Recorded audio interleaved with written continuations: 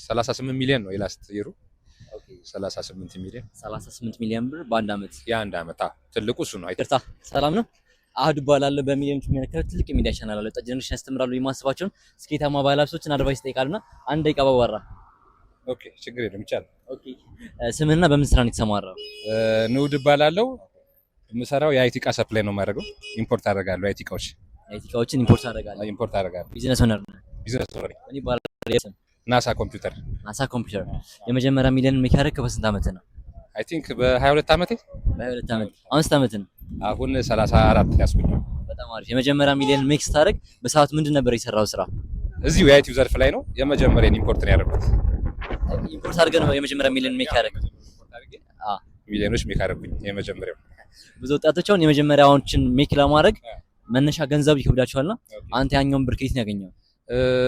ያው ፋሚሊን በሰዓቱ አግዞኛል። የተወሰነም ሴቭ ያደረኩት ነበር እኔ። ያው እንግዲህ ሁለቱን በማቀናጀት ነው። ስራ ስትጀምር የመጀመሪያ ክፍያ ስንት ነበር አንተ? እውነት ለመናገር አልተቀጠርኩም። ተቀጥሬ አላውቅም በህይወት። ኦኬ ተቀጥረህ አልሰራህ? አሁን ከዩኒቨርሲቲ ግራጁዌት እንዳደረኩኝ አባቴ በጣም ይፈልጋል ተቀጥሬ እንድሰራ ምናምንና ያው የስራ ልምድም እንዳገኝ እንዴት እንደሚሰራ ግን እኔ ተማሪም እያለሁ ተቀጥሮ የመስራት እንትኑ አልነበረምና በቃ አስቸግሬ በአንድ ቢዝነስ ካልጀመርኩ ብዬ ነው የጀመርኩት። ስለዚህ ወዲያውኑ የራስን ቢዝነስ ነው ቢልድ ያደረገው። በቃ ምክንያቱም ተማሪም እያለሁ እንደማልሰራበት አውቃለሁ የምማርበትን ነገርና አይምሮዬም ያኔ ቢዝነስ ነው የሚያስበው እና ደግሞ በቢዝነሱ ኢንስፓየርድ ያደረጉኝ የታላቅ እህቴ ጓደኞች ነበሩና በቃ የነሱን ፈለግ መከተል ነበር የምፈልገውና እነሱ ነው ኢንስፓየርድ ያደረጉኝ ቢዝነሱም ላይ እና በቃ ወዲያው ወደ ቢዝነስ ነው የገቡት። በአመት የሰራው ከፍተኛው ገንዘብ ምን ያህል ነው? ያው ፒኤልሲ ነው በካምፓኒ ነው የምነግርህ። አኑዋሊ ተርኖቨር የአመታዊ 38 ሚሊዮን ነው የላስት ይሩ 38 ሚሊዮን ብር በአንድ አመት። የአንድ አመት ትልቁ እሱ ነው። አይ ቲንክ ቢዝነስ ከጀመርኩኝ አሁን በዚህ 78 አመት ነው። ትልቁ እሱ ነው። የሚያጓጓ ብር ነውና እዚህ ለመድረስ ምን ማድረግ አለባችሁ? መጀመሪያ ላይ ከምን መነሳት አለባችሁ? ቆራጥነት ያስፈልጋል። አድርጋለሁ ብሎ ማሰብ ያስፈልጋል። ከዛ በቃ ፕሮግረስ ነው። እያንዳንዱ ነገር ስትሰራ ራሱ እየሰጠ ይመጣል።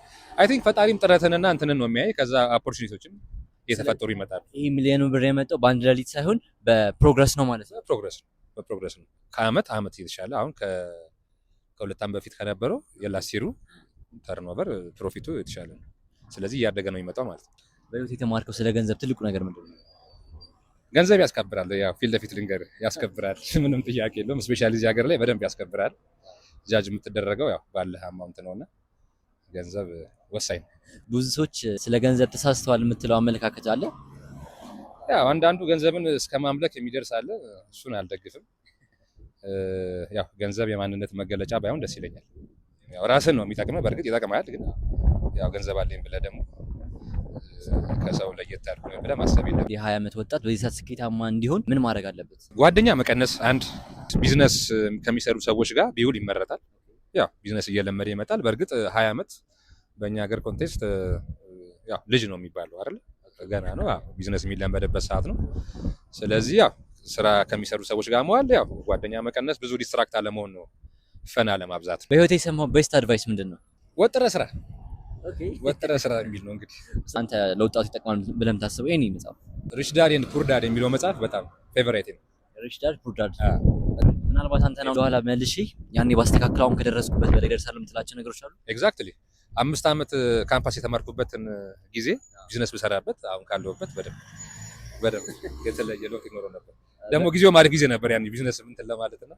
በዚህ ሰዓት አዋጭ ነው ለምታስበው የኢንቨስትመንት ዘርፍ ምንድን ነው? አክቹሊ እና አሁን ሀገር ውስጥ ያለው ነገር ትንሽ ያው እንደ ሀገር ትንሽ ያው ነገሮች ከበድ ብለዋል። ግን ምንም ዘርፍ ላይ ያው እንትን ካለ አለ ዲማንድ አለ። ያው ዋናው የሰው ኢንተረስት ነው። መስራት የሚፈልገውን ነገር ወስኖ መስራት ነው። ዛሬ መስራት የሚፈልገውን ነገር ላይ ቅድም እንዳልኩ ዲሲፕሊን እና ኮንሲስተንሲ። በህይወት ውድቀት አጋጥሞ ያውቃል? ኦፍ ኮርስ ብዙ ጊዜ። እንዴት ነው ሲያጋጥም የምትወጣው? ያው ትሩ ኤክስፒሪየንስ እንትን ማለት ጀመርኩ እንጂ መጀመሪያ በጣም አኖ ያደግ ነበር። በጣም አልወድም እንደዚህ በተፈጥሮዬ የሆነ ነገር ፌል ሲያደርግብኝ የምወድ ሰው አይደለሁም። ግን ቢዝነስ ላይ ደግሞ የሚያጋጥም ነገር ነው። ስትረዳው ኖርማል እንደሆነ ትረዳለህ። አሁን ብዙ ወጣቶች ይሞክራሉ፣ ተስፋ ይቆርጣሉና ለእነሱ ሰዎች ምን አድቫይስ ይሰጣቸዋለህ? ምንም ተስፋ መቁረጥ የሚባል ነገር ጭራሽ ሀሳባችሁ ውስጥም መግባት የለበትም እና ከዛ ጭራሽ ማሰብም የለባቸውም። ተስፋ መቁረጥ ያው ተስፋ ያስቆርጣል። ስለዚህ ራስን ተስፋ መቁረጥ ያለብን ማለት ነው። ስለዚህ ምንም ተስፋ መቁረጥ ቢባል አእምሯችን ላይ እንደ ኦፕሽንም መቅረብ የለበትም። ሚሊዮናቸው ሜክ ለማድረግ ለሚጣጣሩ ወጣቶች ምን አድቫይስ ይሰጣቸዋል? ኦነስትሊ በቃ ኮንሲስተንሲ ነው። እኔ የተረዳሁት ነገር ምንድነው በቃ አንድ ነገር ላይ ምንም ይሁን ብቻ ፎከስ አድርጎ እሱ ላይ መግፋት ነው። በቃ ዲሲፕሊን ኢዝ ዘ ኪ። እሱን ነው ልል የምችለው። ታይማችንን ትምህርት ላይ ኢንቨስት ከማድረግ ይልቅ ስራ ላይ ማድረግ ስኬታማ ያደርገናል። ስለዚህ ከትምህርት ይልቅ ስራ ላይ ሞር ታይማችንን ስጥ እያሉ ያስባሉና ምን ታስባለህ አንተ? ትምህርት ወሳኝ ነው። እውነት ለመናገር ትምህርት እደግፋለሁ። የተወሰነም ቢሆን የሰው ልጅ መማር አለበት። ግን የማይሰራበት ከሆነ ወይ ፍላጎቱ ከሌለው ትምህርቱን ትቶ ወደ ስራ ነው በቃ። ለሚማረው ነገር ሚኒንግ ሊኖረው ይገባል ማለት ነው። ሊኖረው ይገባል ወይ ደግሞ ወዶት ሊማረው ይገባል።